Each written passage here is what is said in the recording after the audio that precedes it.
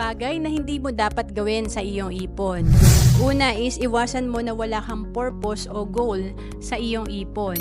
Importante kapag nag-iipon tayo, may purpose tayo or reason bakit ba natin ginagawa at nag-iipon tayo. So halimbawa, ang ipon mo para sa retirement mo or para sa pag-aaral ng anak mo. Kasi kapag ikaw ay napunta sa mall at maraming sale, syempre doon ka nakatingin sa reason na para sa anak ko to, so hindi ko to gagalawin. Pero pag wala kang purpose, talaga mapapagastos ka.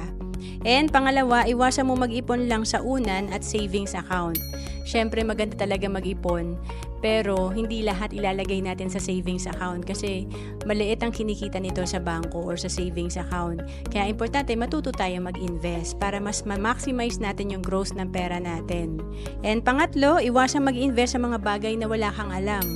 Madalas kasi kaya tayo nai-scam dahil kulang tayo sa financial education or kung papasok man tayo sa isang bagay, gusto natin konti lang ang ilalagay natin pero malaki ang tubo at makukuha natin agad. So tandaan natin sa pag-iipon, pag-i-invest, kailangan ng disiplina, long-term yung mindset natin at willing tayong mag-antay. To know more about savings and investment, message mo lang ako sa FB, Roan Celis Capistrano.